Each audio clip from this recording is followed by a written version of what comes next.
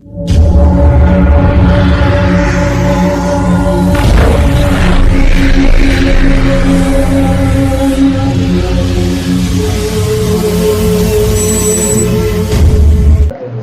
है, देखो हम लोग पढ़ रहे थे, हम लोग टॉपिक पढ़ रहे थे, टॉपिक था हम लोगों का ट्रांसपोर्ट ऑफ ऑक्सीजन। ठीक है, ट्रांसपोर्ट ऑफ ऑक्सीजन। ठीक है, तो जब हम लोग ऑक्सीजन ट्रांसपोर्ट ऑफ ऑक्सीजन की बात करते हैं, ठीक है, तो ध्यान दो यहाँ पर ऑक्सीजन का जो ट्रांसपोर्टेशन होता है कितने रूप में होता है? दो रूपों में। एक होता है भैया आपके ऑक्सी हीमोग्लोबिन के फॉर्म में होता है। ठीक है, जो कितना होता है 98.5% होता है। इसका दूसरा जो होता है वो होता है प्लाज्मा। प्लाज्मा में सॉल्युबल फॉर्म में होता है, जो कितना होता है लगभग भैया 1.5% होता है। क्लियर हो गई बात? अब ध्यान दो, होता क्या है कि ऑक्सीजन जो ट्रांसपोर्ट होता है वो होता है in the form of oxy haemoglobin. Clear? Mainly. लेकिन जब हम लोग यहाँ पर देखेंगे कि जो आपका हीमोग्लोबिन है यानी Hb है, यह कितने ऑक्सीजन से बाइंड करता है? ध्यान रखिएगा 4 आइटम्स। कितने आइटम से? 4 आइटम से बाइंड करता है और बनाता है HbO2। क्या बनाता है? HbO2। इसे हम लोग कहते हैं ऑक्सी हीमोग्लोबिन। क्या कहते हैं? Oxy haemoglobin. यह जो ऑक्सी हीमोग्लोबिन होता है ये बनता कहाँ है? तो ये बनता है उस प्लेस पर जहां पर ऑक्सीजन का कंसंट्रेशन क्या होता है? ज्यादा होता है। या हम ये कहते हैं कि ऑक्सीजन का पार्शियल प्रेशर क्या होता है? ज्यादा होता है। और यह कहाँ होता है? आपके एल्वियोलाई में होता है, जहां पर जो आपके क्या होते हैं? ब्लड कैपिलरीज होते हैं, जिसमें आरबीसीज क्या होते हैं? एक एक करके आते हैं और इस आरबीसी में क्या बना होता है? हीमोग्लोबिन। और ऑक्सीजन अपने high concentration to low concentration क्या होता है? मूव करता है। और इसमें जो हीमोग्लोबिन प्रेजेंट होता है इसे क्या कर लेता है? बाइंड कर लेता है और क्या बनाता है? Oxy haemoglobin. लो एक बार है ना। तो ये क्या हो गया? Transportation of oxygen. ठीक है, दूसरा होता है transportation of carbon dioxide. Transportation of carbon dioxide की हम बात करते हैं तो कार्बन डाइऑक्साइड कितने फॉर्म में ट्रांसपोर्ट होता है? 3 फॉर्म में। पहला होता है देखिए भैया प्लाज्मा में सॉल्युबल फॉर्म में। तो प्लाज्मा में सॉल्युबल फॉर्म इस तरह से मिल लीजिए कि 7% जो कार्बन डाइऑक्साइड ट्रांसपोर्ट होता है वो किस फॉर्म में होता है भैया? प्लाज्मा में सॉल्युबल फॉर्म में होता है। इससे क्या पता समझ आएगी? देखो बात को ध्यान समझो कि जो प्लाज्मा है, जो मतलब ऑक्सीजन जो है वो प्लाज्मा में 1.5% सॉल्युबल है, जबकि ऑक्सीजन कितना है? 7% है। इससे क्या पता चलता है कि जो कार्बन डाइऑक्साइड की सॉल्युबिलिटी है वो ज्यादा है किसमें? प्लाज्मा में एज कंपेयर टू ऑक्सीजन। ठीक है, दूसरा देखो क्या है? दूसरा यहाँ पर होगा आपका कार्बा अमीनो हीमोग्लोबिन। क्या होगा? हीमोग्लोबिन। क्लियर हो गई बात? कार्बा अमीनो हीमोग्लोबिन। यह क्या होता है? जब कार्बन डाइऑक्साइड हीमोग्लोबिन से बाइंड करता है तो बन जाता है क्या? कार्बा अमीनो हीमोग्लोबिन बन जाता है, यानी HbCO2 बन जाता है। ठीक है, तो इस रूप में क्या होता है? कार्बन डाइऑक्साइड का क्या होता है? ट्रांसपोर्टेशन होता है। क्लियर? कितना परसेंट होता है भैया? ये होता है 23%। कितना होता है? 23%। ठीक है, अब कितना बचा? ध्यान दो किधर, कितना बचा यहाँ पर? 70%। तो 70% जो कार्बन डाइऑक्साइड होता है किस फॉर्म में ट्रांसपोर्ट होता है भैया? बाइकार्बोनेट फॉर्म में। किस फॉर्म में होता है? बाइकार्बोनेट। अब बाइकार्बोनेट फॉर्म बनता कहाँ है ये जानो। देखो होता क्या है, जैसे ये मान लीजिए ब्लड कैपिलरी होगी, ध्यान देना है, ये हो गया ब्लड कैपिलरी मान लीजिए। अब इस ब्लड कैपिलरी में 2 चीजें होंगी, एक तो होगा प्लाज्मा, दूसरा होगा आरबीसी। तो जब हम आरबीसी की बात करेंगे तो मान लीजिए ये होगी आपकी आरबीसी इस तरह। ठीक है, इस तरीके से हो गई आरबीसी। और अगल बगल क्या है? प्लाज्मा। होता क्या है, जब CO2 प्लाज्मा में आता है तो CO2 क्या करता है? कार्बन डाइऑक्साइड जो होता है वो रिएक्ट कर लेता है H2 से, बन जाता है H2CO3। तो क्या बन जाता है? Carbonic acid. ठीक है, और यही कार्बोनिक एसिड पूरा ब्रेक हो जाएगा किसमें भैया? ब्रेक हो जाएगा किसमें? HCO3-। ठीक है, ये प्रोसेस कहाँ हुआ है? प्लाज्मा हुआ है। कहाँ हुआ है? प्लाज्मा हुआ है। अब ध्यान देना, यही सेम प्रोसेस आपका होगा आरबीसी में भी। क्या होगा? आरबीसी में भी होगा। यानी आरबीसी में जो हीमोग्लोबिन होगा उसमें कार्बो अमीनो जो कार्बा अमीनो हीमोग्लोबिन हो तो बनेगा ही, वो तो बनना ही बनना है। समझ में बात है? उसके बाद भी जो आपका कार्बन डाइऑक्साइड होगा वह आपके आरबीसी में भी आएगा और ठीक सेम रिएक्शन रिएक्ट करेगा H2O से और बनाएगा H2CO3। अब H2CO3 जो, ध्यान देना इस बात को, H2CO3 जो है वह पुनः क्या करेगा? ब्रेक हो जाएगा H+ HCO3 माइनस फॉर्म में। अब बाइकार्बोनेट के फॉर्म में क्या होगा? यह आरबीसी में भी बाइकार्बोनेट ग्रुप में क्या होगा? ट्रांसफर होगा। तो आरबीसी में कार्बन डाइऑक्साइड का ट्रांसपोर्टेशन दो रूपों में होता है। एक होता है आपके बाइकार्बोनेट रूप में और दूसरा होता है किस रूप में? कार्बा अमीनो हीमोग्लोबिन के फॉर्म में होता है। समझ में? यानी कह सकते हैं यहाँ पर 23% ये और 70% यहाँ पर ये वाला बाइकार्बोनेट, यानी कितना हो गया भैया? 93%। कितना? 93%। तो 93% जो आपका मान के लिए अप्रोक्सीमेटली लगभग, ठीक है, अप्रोक्सीमेटली 90%, 93% जो कार्बन डाइऑक्साइड होता है वो कहाँ ट्रांसपोर्ट होता है भैया? आपके आरबीसी के द्वारा ट्रांसपोर्ट होता है। समझ में बात नहीं? क्या हो रहा है? किन दो रूपों में होता है? पहला होता है कार्बा अमीनो हीमोग्लोबिन रूप में और दूसरा किस रूप में होता है? HCO3 यानी बाइकार्बोनेट फॉर्म में क्या होता है? ट्रांसपोर्ट होता है। समझ में आ गई बात? इतनी बात समझ में आई नहीं? बोलो, किसी को दिक्कत नहीं ना? चीज बता दे, देखो ध्यान से, यहाँ पे क्या हो रहा है कि जो यहाँ पर कार्बन डाइऑक्साइड होता है 3 फॉर्म होता है। प्लाज्मा में 7% सॉल्युबल है, यहाँ पे कितना हो रहा है? 1.5%। इससे क्या पता चलता है कि जो प्लाज्मा में सॉल्युबिलिटी है कार्बन डाइऑक्साइड की वो ज्यादा है एज कंपेयर टू ऑक्सीजन। दूसरा क्या है? कार्बन डाइऑक्साइड रिएक्ट करता है हीमोग्लोबिन से और क्या बनाता है भैया? कार्बा अमीनो हीमोग्लोबिन। कितना परसेंट? 23%। ठीक है। और थर्ड क्या होता है कि कार्बन डाइऑक्साइड रिएक्ट करता है वाटर से, क्या बनाता है? ये कार्बोनिक एसिड, ये पुनः टूट जाता है बाइकार्बोनेट में और बाइकार्बोनेट में कितना? 70% क्या होता है? कार्बन डाइऑक्साइड क्या होता है? ट्रांसफर होता है। ठीक है। अब यह जो कार्बन डाइऑक्साइड कार्बोनिक एसिड और बाइकार्बोनेट बनाता है वो कहाँ बनाता है? दो जगह बनाता है। एक तो बनाता है प्लाज्मा, दूसरा कहाँ बनाता है? आरबीसी। प्लाज्मा में ये प्रोसेस होता है, लेकिन प्लाज्मा में यह प्रोसेस स्लो होता है, धीमा प्रोसेस होता है। ठीक है। जबकि आरबीसी में यही प्रोसेस क्या होता है? फास्ट होता है। क्यों? क्योंकि यहाँ पे एक एंजाइम होता है, उसका नाम क्या है? Carbonic anhydride. क्या होता है? कार्बोनिक एनहाइड्रेट, जिसके वजह से तेजी से रिएक्ट करेगा कार्बोनिक एसिड प्लस बनाएगा H+ और क्या बनाएगा आपका? HCO3 minus. इसी फॉर्म में क्या होगा? ट्रांसपोर्ट होगा कौन? Carbon dioxide.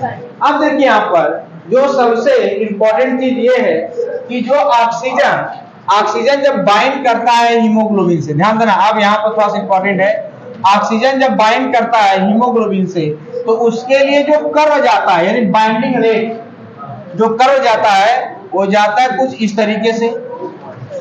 इसे हम लोग कहते हैं सिग्मॉइड। क्या कहते हैं? सिग्मॉइड कहिए या इसे कहिए यस से। क्या कहिए? हाँ, सिग्मॉइड कहिए या कहिए यस से।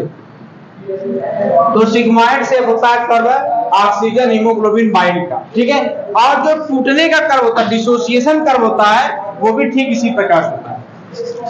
ये जो नीचे वाला भाग होता है ये कहलाता है राइट साइड और जो ऊपर वाला भाग कहलाता है वो कहलाता है लेफ्ट साइड। क्लियर हो गई बात? अब ध्यान देना इस बात को कि ऑक्सीजन हीमोग्लोबिन से बाइंड कहां करता है? लंग्स में, यानी एल्वियोलाई में। क्लियर हो गया? लेकिन टूटेगा कहां? उस टिश्यू में जाकर टूटेगा। ऑक्सीजन और हीमोग्लोबिन दोनों टूटेगा वहां पर, उस टिश्यू में जाकर टूटेगा जहां पर कार्बन डाइऑक्साइड का कंसंट्रेशन ज्यादा होगा, या फिर जहां पर पीएच क्या होगा? लो होगा, या फिर जहां पर कौन आपका था, कौन सा था भैया आपका? 2,3 बाई फास्फोग्लिसरिक एसिड है ना, ग्लिसरिक एसिड, इनकी मात्रा क्या हो? ज्यादा, वहां पे ये टूट जाएगा। समझ बात नहीं? टूट जाएगा मतलब ऑक्सीजन अलग और हीमोग्लोबिन अलग।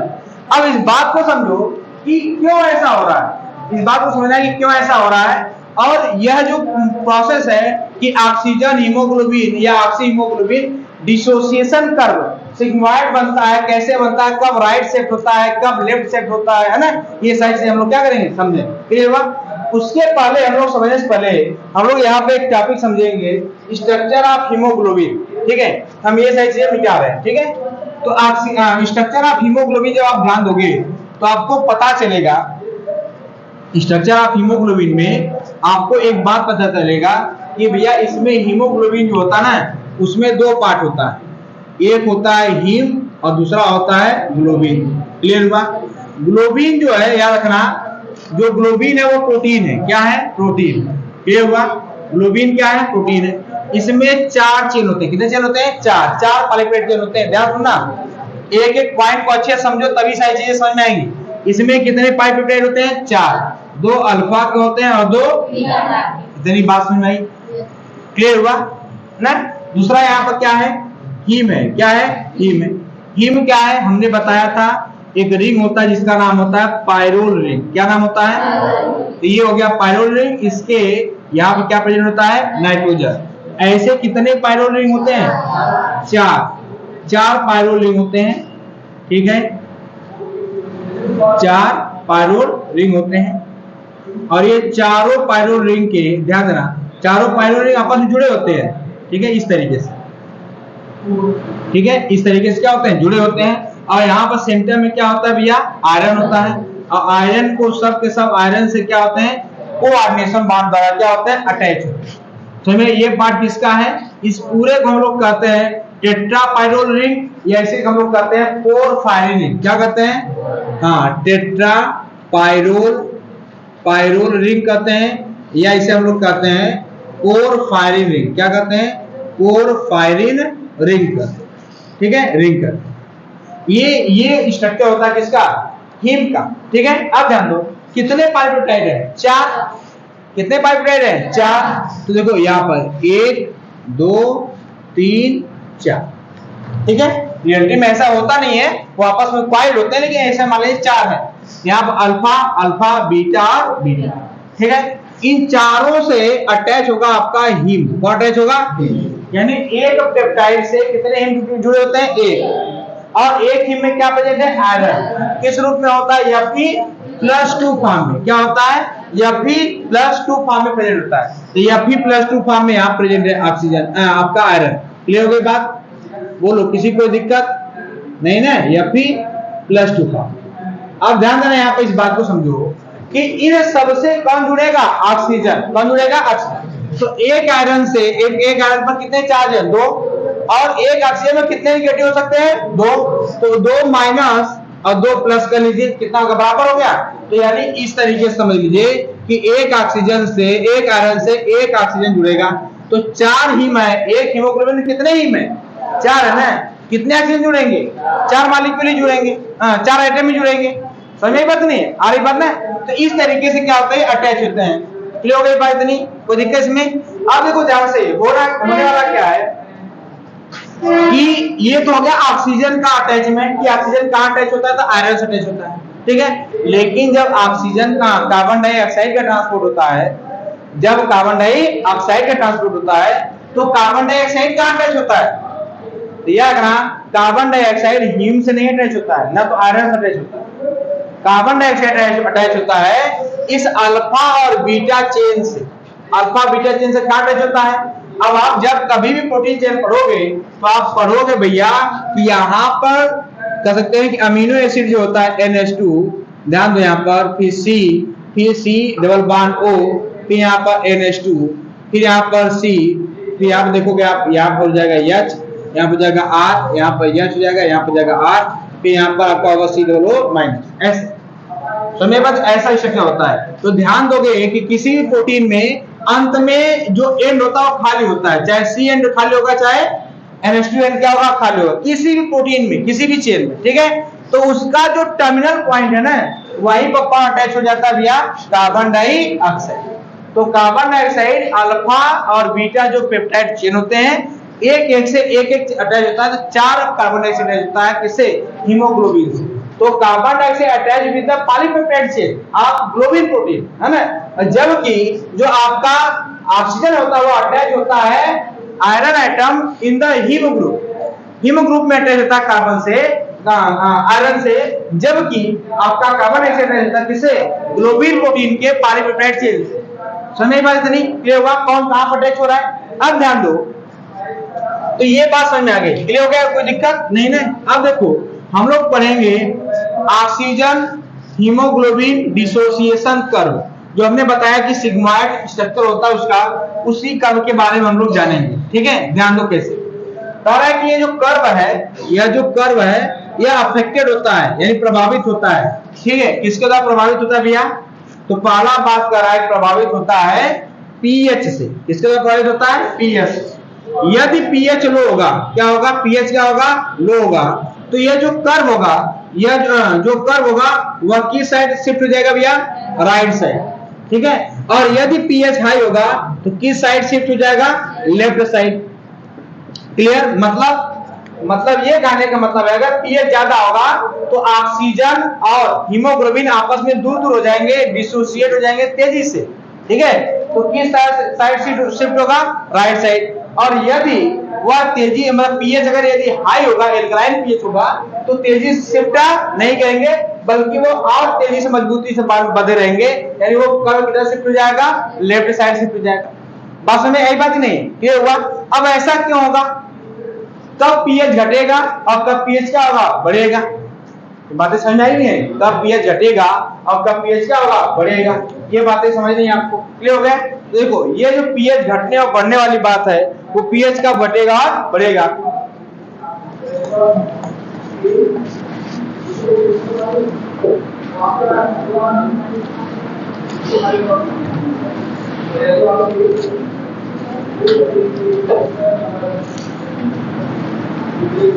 क्या कर रहा है बात यहाँ पर? किसकी बात हो रही है भैया? पीएच। ठीक है, तो पीएच क्या होगा? यदि पीएच क्या होगा? हाई होगा। क्या होगा? हाई होगा। अगर पीएच हाई होगा तो क्या होगा? जो आपका कर्व होगा किधर से शिफ्ट करेगा भैया?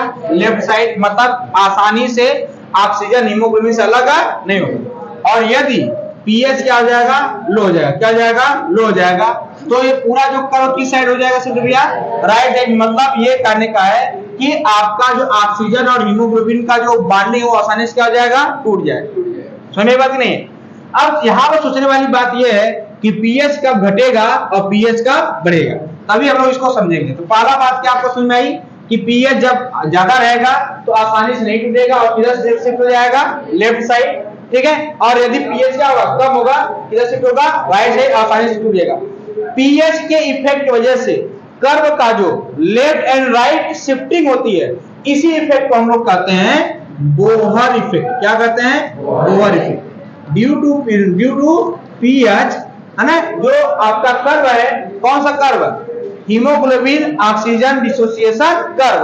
ये जो लेफ्ट या राइट शिफ्ट होता है, इसी इफेक्ट को हम लोग क्या कहते हैं? Bohr effect. क्लियर हो गई बात? अब ध्यान दो, पीएच क्यों घटता बढ़ता है? ठीक है, तो अच्छा, ये तो पहला इफेक्ट हो गया किसका?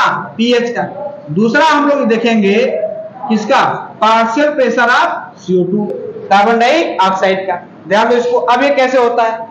इसी की वजह से पीएच घटेगा बढ़ेगा। कैसे घटेगा बढ़ेगा? ध्यान दो, पार्शियल प्रेशर ऑफ CO2, देखो जहां पर पार्शियल प्रेशर ऑफ CO2 ज्यादा होगा वहां पर पीएच क्या होगा? घटेगा। क्या होगा? अगर पार्शियल प्रेशर ऑफ CO2 ज्यादा होगा, हाई होगा, तो पीएच क्या होगा भैया? लो हो जाएगा। और यदि पार्शियल प्रेशर ऑफ CO2 क्या होगा? लो होगा, तो पीएच क्या हो जाएगा? हाई हो जाएगा। ये बात समझ आई ना? अब कैसे होगा ये समझो। होता क्या है, फॉर एग्जांपल, कि जब टिश्यू में आपका ब्लड जाता है, टिश्यू में ब्लड जाता है, तो उस टिश्यू में क्या होता है? पहले से ही कार्बन डाइऑक्साइड प्रेजेंट रहता है हाई अमाउंट में। वह कार्बन डाइऑक्साइड कहां जाएगा? आपके ब्लड में जाएगा। और ब्लड के जब प्लाज्मा में जाता है, हमने बताया कि प्लाज्मा में और आरबीसी में जा करके वहां पर रिएक्ट करके ये क्या बनाएगा भैया? H2CO3। और H2CO3 जब टूटेगा H HCO3-। तो बताओ क्या आपके आरबीसी में H+ का कंसंट्रेशन बढ़ रहा है नहीं बढ़ रहा है? बढ़ रहा है। और H+ का कंसंट्रेशन यही सेम रिएक्शन प्लाज्मा में भी होगा।